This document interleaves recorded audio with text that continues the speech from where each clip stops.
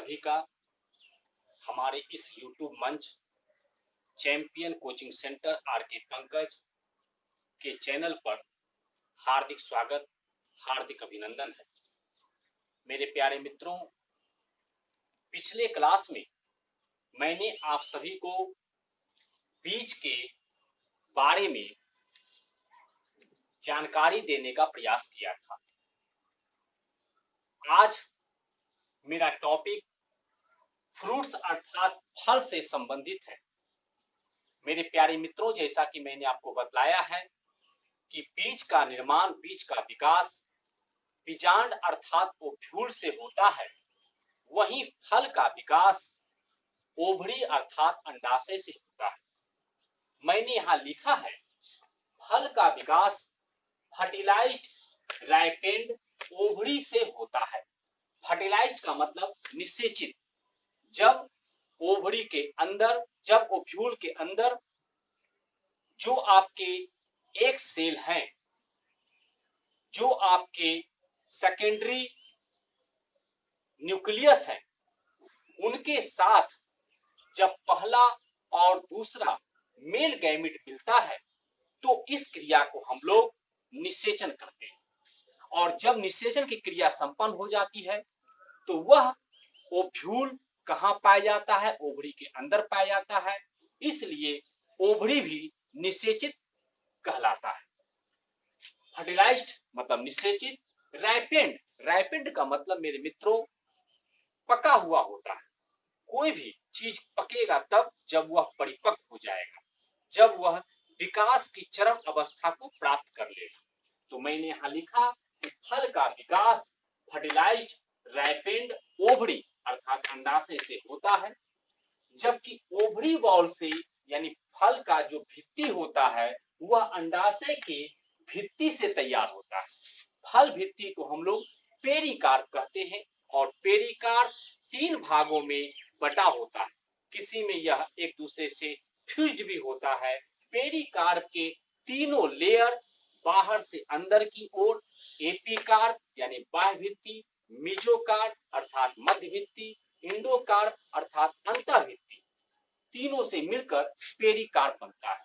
ये तीनों जो आपके स्तर हैं, लेयर हैं, वह एक दूसरे से अंतर किए भी जा सकते हैं अथवा इनमें से कई स्तर एक दूसरे से संयुक्त या फ्यूज्ड भी हो सकते हैं।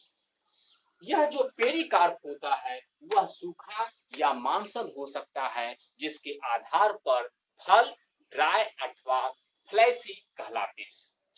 Types of fruit based upon development या ओरिजिन, यहाँ हमने फल के प्रकारों को दर्शाने का काम किया है। फल के जो प्रकार यहाँ दर्शाए गए हैं वह उनके डेवलपमेंट अर्थात विकास के आधार पर अथवा ओरिजिन अर्थात उत्पत्ति के आधार पर लिखे गए हैं। पहला मैंने लिखा है यूकार्पिक फ्रूट या ट्रू फ्रूट। यूकार्पिक या ट्रू फ्रूट्स का मतलब होता है सत्य फल, वास्तविक फल, यथार्थ फल। यह सुपरियर ओवरी से बना फल होता है। Superior ovary, inferior ovary, half superior, half inferior ovary क्या होता है, यह आप सभी को 11th क्लास में पढ़ने के लिए दिया गया था, वहां मैंने पढ़ाया भी है। यहाँ मैंने लिखा यह सुपरियर ओवरी से बना होता है। सुपरियर ओवरी का मतलब हो जाता है कि ओवरी ऊपर रहते हैं अर्थात गाइनोसियम। फूल के 4 पार्ट होते हैं, एंड्रोसियम, गाइनोसियम, काइलिक्स और कोरोला, जिसमें से गाइनोसियम ऊपर रहता है, ओवरी ऊपर रहता है और अन्य पुष्पपत्र उसके नीचे से निकलते हैं। यह सुपरियर ओवरी से बना है। इसे सत्य, यथार्थ या वास्तविक फल कहते हैं। इसमें क्रियाशील बीज होता है, यानी ऐसे फल में जो बीज पाया जाता है उस बीज से नए पौधे का निर्माण, उस बीज से नई पीढ़ी का निर्माण हो सकता है, लेकिन कोई अन्य पुष्पीय पत्र इसमें संलग्न नहीं होते हैं, जुड़े हुए नहीं रहते हैं।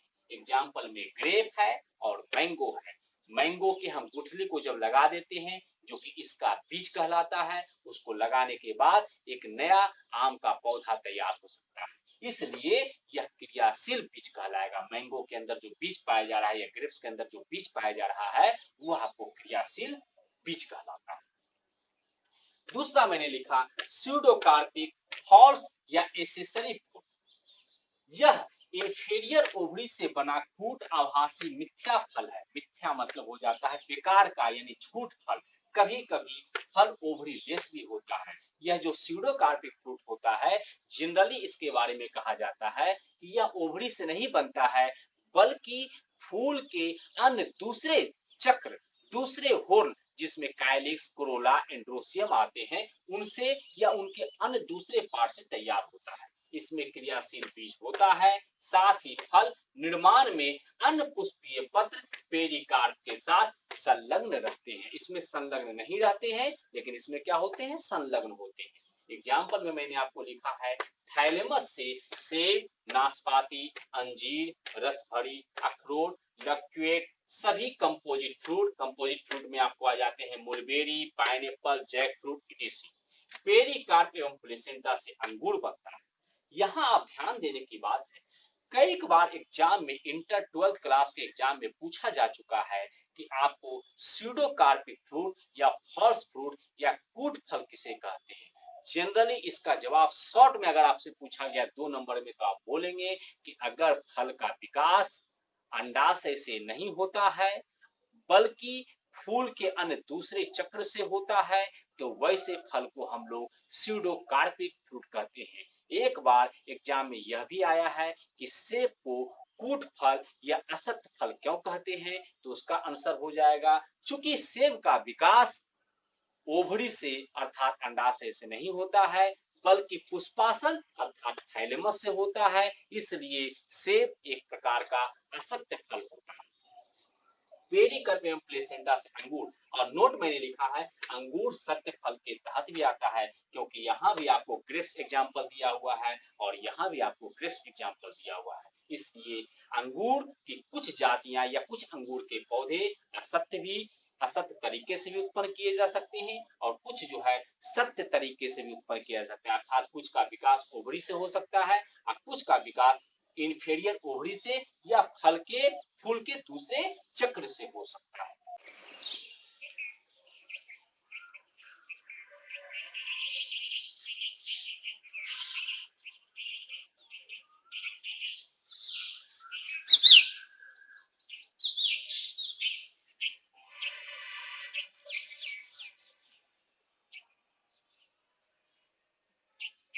तो मैंने तीसरा पॉइंट पार्थेनोकार्पिक या सीडलेस या अनफर्टिलाइज्ड फ्रूट के बारे में लिखा है।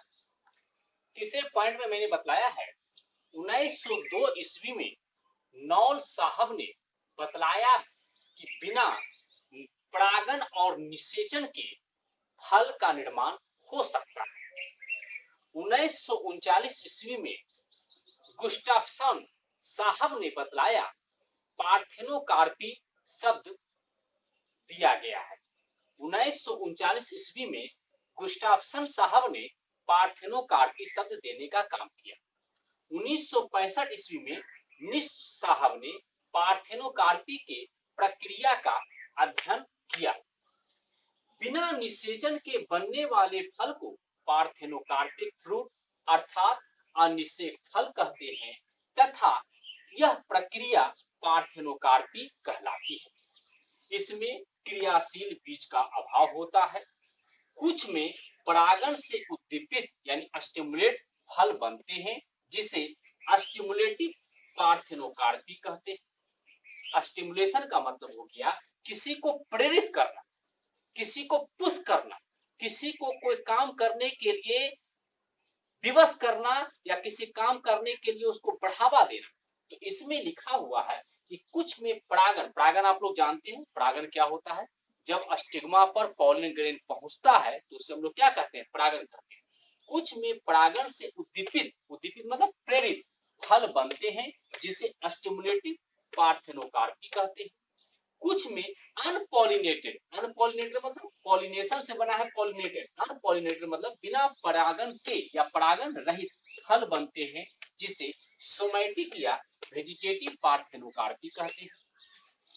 अनिषेक फलन पार्थेनोकार्पी 3 प्रकार के होते हैं। पहला मैंने लिखा है जेनेटिक, ए नंबर में जेनेटिक पार्थेनोकार्पी म्यूटेशन या हाइब्रिडाइजेशन द्वारा जेनेटिक अल्टरनेशन से ऐसे फल बनते हैं, इसे नेचुरल पार्थेनोकार्पी भी कहते हैं। शब्द को समझेंगे, म्यूटेशन। म्यूटेशन का मतलब क्या? इवोल्यूशन और म्यूटेशन। इवोल्यूशन का मतलब होता है उद्विकास होना। जब समय के साथ किसी भी सजीव की रचना में, जीन में या उसके कार्य में धीरे धीरे परिवर्तन होता है और वह परिवर्तन समय की मांग होती है, उसके लिए आवश्यक होता है, तो वैसे परिवर्तन को हम लोग इवोल्यूशन अर्थात उद्विकास कहते हैं।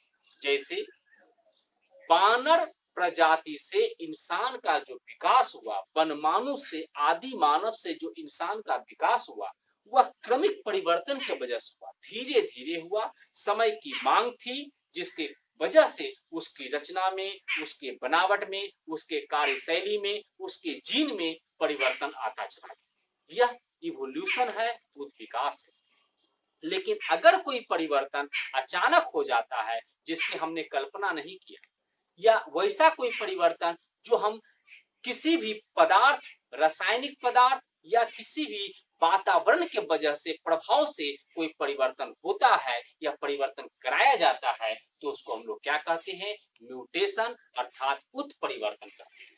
तो म्यूटेशन या हाइब्रिडाइजेशन, हाइब्रिडाइजेशन मतलब संकरण होना, अलग अलग दो प्रजातियों को मिलाकर एक तीसरे प्रकार के जनरेशन को उत्पन्न करना, एक तीसरे प्रकार की प्रजाति को उत्पन्न करना, संकरित प्रजाति को उत्पन्न करना, हाइब्रिडाइजेशन कहलाता है। तो मैंने लिखाया कि म्यूटेशन या हाइब्रिडाइजेशन द्वारा जेनेटिक अल्टरनेशन मतलब जीन से बना जेनेटिक, ठीक है, और अल्टरनेशन का मतलब क्या है? एक के बाद एक, यानी उसमें जो है क्या कहते हैं? एकांतरण होना। जेनेटिक अल्टरनेशन से ऐसे फल बनते हैं, इसे नेचुरल पार्थेनोकार्पी भी कहते हैं। जैसे केला, अनानास, अंगूर, नाशपाती, सेब की अनेक प्रजातियां, ये सभी जो है आपको क्या हो गई? जेनेटिक पार्थेनोकार्पी का दिया हुआ